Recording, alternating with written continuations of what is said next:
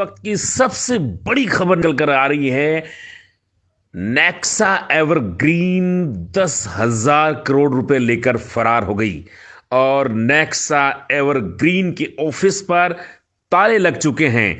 गुजरात के Dholera smart city में सपने दिखाने वाली कंपनी अचानक रात को बंद हो गई और मालिक फरार हो गए और पूरा परिवार यानी कि संचालक अपने परिवार सहित दुबई भाग गया। ये कंपनी बनाने वाले थे सुभाष बिजारनिया फौजी और रणवीर बिजारनिया बीटेक किए हुए दो भाइयों ने इस कंपनी को बनाया। पहले ये काम करते थे यानी सुअर फार्म हाउस खोला, वहां 40 लाख रुपए का इनको घाटा लगा। इस घाटे को पूरा करने के लिए सुभाष बिजारनिया ने किसी एमएलएम कंपनी के किसी एक्सपर्ट से राय ली और उस एक्सपर्ट ने इनको सपने दिखाए। गुजरात के धोलेरा में एक स्मार्ट सिटी बन रही है।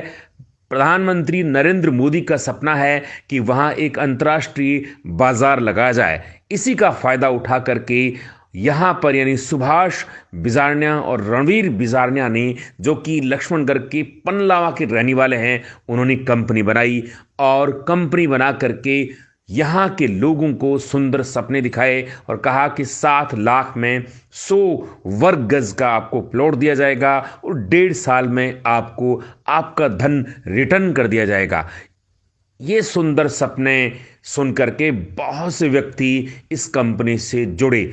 शुरू में इन्होंने 10 बीघा जमीन ली थी और यहाँ पर बहुत से लोगों ने पैसा लगाया, लेकिन जैसे जैसे Dholera city smart city develop हुई, उसके साथ ही जो है वहाँ जो भूखंड था, ज़मीन थी, वो महंगी होती गई।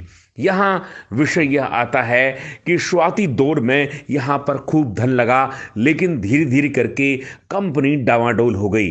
डावाडोल का कारण था कि कंपनी जो दावा करती थी कि हम केवल 1.5 साल में आपको ये धन रिटर्न कर देंगे, वो सक्षम नहीं हुई, इसलिए यहाँ से फरार हो गई।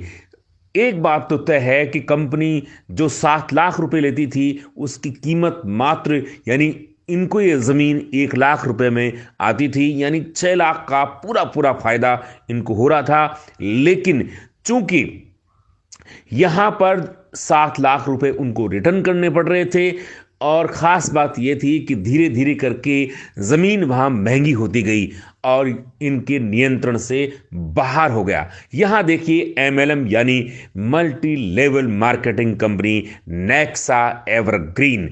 नेक्सा एवरग्रीन की स्थापना 17 अप्रैल 2021 को हुई और उसने सुंदर सपनों का संसार रचा। वह संसार जहां बिना परिश्रम के आपको करोड़ों रुपए जो है प्राप्त होंगे, करोड़पति बनने के ख्वाब दिखाए जाते हैं। एमएलएम के सेमिनार में कार्यकर्ताओं को और सदस्यों में शीघ्र धनवान बनने की उत्कट इच्छा पैदा की जाती है। सपनों के सौदागर यहाँ बाजार लगाते हैं। मध्यम वर्ग उन सुंदर सपनों में गोते लगाने लगते हैं।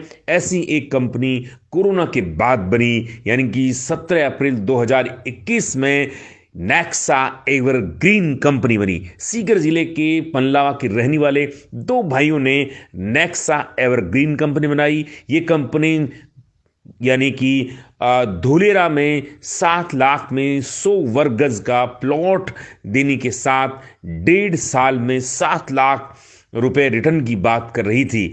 इस कंपनी के भंवर जाल में अनेक शिक्षक व फौजी फंस गए। शेखावाटी में सबसे ज़्यादा अगर प्रॉपर्टी का कोई काम करता है तो शिक्षक करता है। सरकारी शिक्षकों ने मिलकर के यहाँ काफ़ी प्लॉट लिए, लेकिन यह कंपनी 2 दिन पहले भाग गई, फरार हो गई। शेखावाटी में एक अनुमान के अनुसार यहाँ यानी कि 1,000 करोड़ रुपए जो है वो इन्वेस्ट हुए हैं, जिसमें विशेष रूप से पनलावा, डूडवा, पालड़ी, गुंगारा और इसी के साथ पलसाना, रानोली सहित अनेक जो ग्राम है, उनसे पैसा कंपनी के संचालकों ने लिया, लेकिन अचानक कंपनी भाग गई। अब यहाँ पर जो इन्वेस्टर हैं वो पूरी तरह से सदमे में हैं। कंपनी बंद है, कंपनी के ताले लग चुके हैं और जिन्होंने पैसा खर्च किया है, यानी किसी ने चिंतन किया था कि अगर यह प्लॉट महंगा हो जाएगा, जो मैं 7 लाख में ले रहा हूँ या ले रही हूँ, ये 70 लाख का हो जाएगा, तो मैं सुंदर सी एक गाड़ी लेकर आऊँगा, मैं अपने बच्चे को पढ़ाऊँगा, अपनी बेटी का विवाह करूँगा। बहुत से ऐसे व्यक्ति हैं जिन्होंने अपने खेत को बेच दिया, यहाँ के स्थानीय प्लॉट को बेच दिया, दुकान बेच के धोलेरा में उन्होंने प्लॉट खरीदा, लेकिन उनके सपने ताश के पत्तों की तरह ढह गए। मानो मिट्टी का घर जिस तरह से ढह जाता है, वैसे इनके सपने ढह गए। अब विषय ये होता है कि 2021 से कंपनी चल रही थी, क्यों इंटेलिजेंस हमारी फेल हुई। यानी हर एक स्टेट में एक इंटेलिजेंस होती है, वो पता लगाती है कि कंपनी किस तरह की कंपनी है। हम आपको बता दें कि कोई भी व्यक्ति अपनी मर्जी से धन नहीं ले सकता और 1.5 साल में डबल करके नहीं दे सकता। यह कानूनन जुर्म है और ये केवल बैंक कर सकता है, ब्याज का काम केवल बैंक कर सकता है। लेकिन राजस्थान में ये कंपनी पुष्पित और पल्लवित हुई, फली फूली, लेकिन सरकार का इस तरफ ध्यान नहीं गया। राजस्थान सरकार निर्मूक रही और साथ ही राजस्थान सरकार की पुलिस के जो नुमाइंदे हैं उन तक ये खबर नहीं है और साथ ही यहाँ का इंटेलिजेंस पूरी तरह से विफल है। गुजरात की बात करें तो गुजरात में भी वहाँ पर इस कंपनी पर कोई एक्शन नहीं लिया गया। यह एक विडंबना है कि दो राज्य में ये कंपनी पूरी तरह से अपना विस्तार कर रही थी, लेकिन किसी को कानून कान तक भनक नहीं रही। ये भी हो सकता है कहीं न कहीं पुलिस का इसमें संरक्षण हो, प्रशासन का इसमें संरक्षण हो। यही कारण है कि इस कंपनी ने यहाँ पर यानी कि कुल मिलाकर ये कह सकते हैं कि 10,000 करोड़ रुपए जो है जनता के पैसे लिए और लेकर फुर से उड़ गई। अब विषय यह बनता है, क्या सरकार एक्शन लेगी, क्या इनको पकड़ेगी, क्या इनके खिलाफ मुकदमा दर्ज होगा।